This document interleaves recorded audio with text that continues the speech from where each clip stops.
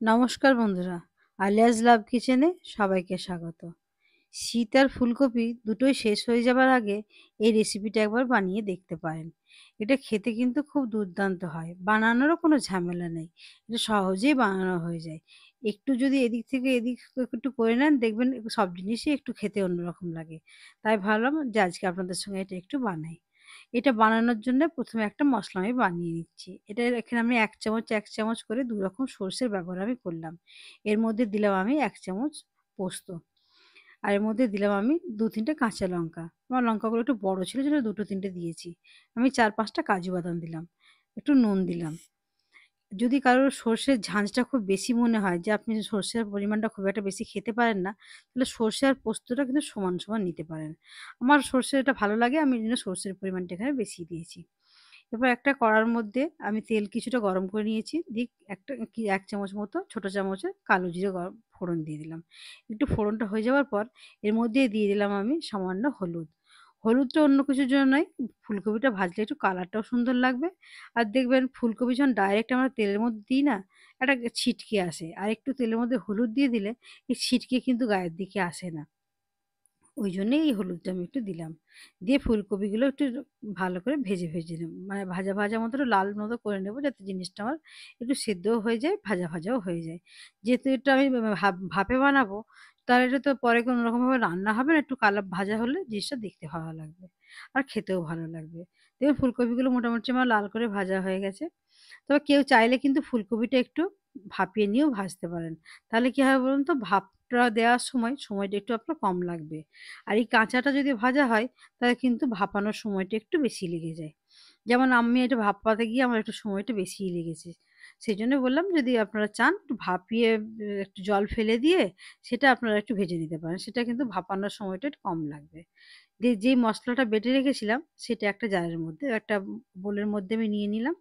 এর মধ্যে কিছু আরো মসলা আমি এর মধ্যে এড করে দেবো।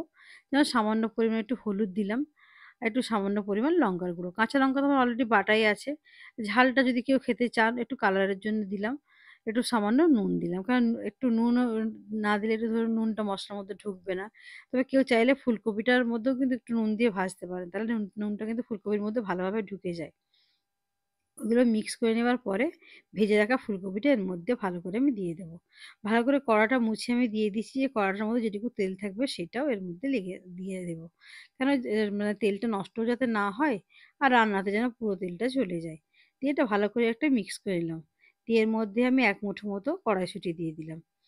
যেহেতু ফুলকপির রেসিপি একটু কড়াইশুঁটি দিলে ভালো লাগে সেজন্য আমি দিলাম। তা কেউ চাইলে কিন্তু যখন ফুলকপিটা ভাজছিলাম তখনও এই কড়াইশুঁটিটা দিয়ে ভেজে নিতে পারেন, সেটাও ভালো লাগে। তবে আমি এটা এভাবেই দিলাম, এটাও আমাকে ভালো লাগে। দিয়ে এরকম একটা টিফিন কৌটোর মধ্যে আমি পুরোটা ঢেলে দেবো।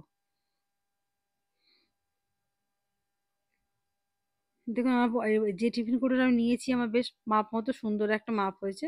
এটাতে আমি পুরোটা ট্রান্সফার করে দেবো। তো এটা গুছিয়ে এর মধ্যে দিয়ে দেবো। দিয়ে এর মধ্যে ওপর থেকে আমি একটু কাঁচা লঙ্কা, একটু টমেটো এগুলো আমি দেবো। যে টমেটোটা যদি কেউ পছন্দ না করেন নাও দিতে পারেন। আর টমেটোটা যদি কেউ কম বেশি করতে চান সেটাও আপনারা করতে পারেন। আমি এখানে একটা মাঝারি সাইজের টমেটো ব্যবহার করেছি।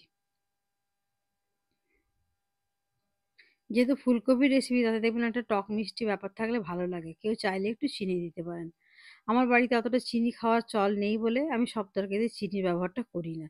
তবে কেউ চাইলে কিন্তু একটু চিনিও দিতে পারেন। আর একটু মিক্সির জারটা ধুয়ে আমি এর মধ্যে একটু সামান্য জলের ব্যবহার করব। এবার যে মসলাটা গ্রেভিটা দিয়ে মেখেছিলাম তাতে তো পুরোটা সেদ্ধ হবে না। একটু সামান্য জল লাগবে। ওপর থেকে অন্য জল না দিয়ে ওইজন্য দিয়ে দিলাম। আর একটু ওপর থেকে ওই ২ চামচ মতো একটু কাঁচা সর্ষের তেল দিলাম।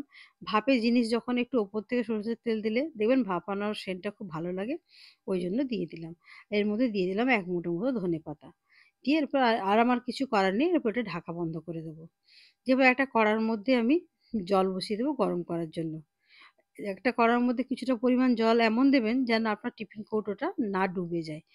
আর এর মধ্যে এরকম চেষ্টা করবেন যে একটা এরকম কাপড় যদি দিয়ে দেন না, দেখবেন অনেক সময় আমরা টিফিন বাটিটা বসিয়ে দিই, সেটা চারপাশে যখন জলটা ফোটে কিরকম একটা ঘুরে, ঘুরে বেড়ায়। যে মানে বসতে চায় না, একটা অস্বস্তিকর ব্যাপার হয়। কিন্তু এরকম একটা কাপড় দিয়ে দিলে কিন্তু টিফিন বাটিটা এক জায়গাতেই বসে থাকে। একবার করে দেখবেন, জিনিসটা খুব সুন্দর হয়। দেখুন আপনারা বাইরে থেকে দেখেও বুঝতে পারছেন যে জিনিসটা কিন্তু আমার কিছু এই দেখুন নড়ছে না। ঠিক একটা জায়গার মধ্যেই জিনিসটা কিন্তু বসে আছে। অনেক সময় উপর থেকে একটা ওয়েটি জিনিস দিতে হয়। এগুলো কিন্তু কোনরকম কিছু করতে হয় না। এরকম একটা কাপড় দেবেন, দেখবেন হয়ে যাবে। এরপর এটা আমি ০.৫ ঘন্টা মতো বসিয়ে রেখেছিলাম। যেহেতু আমার এগুলো কাঁচা ছিল। সেজন্য আমার ০.৫ ঘন্টা টাইম লেগেছে। এরপর খুলে দেখব এটা আমার কিরকম হয়েছে। দেখুন জিনিসগুলো আমার সব সেদ্ধ হয়ে গেছে। দেখেই বুঝতে পারছেন কিরকম হয়েছে। যদি আপনাদের রান্নাটা ভালো লেগে থাকে অবশ্যই আমার চ্যানেলটা সাবস্ক্রাইব করে পাশে থাকার অনুরোধ রইলো। পাশে বেল বাটনটা অবশ্যই অন করে দেবেন। সুস্থ থাকবেন, ভালো থাকবেন। ফিরে আসবো আবার অন্যদিন অন্য কোনো রেসিপি নিয়ে।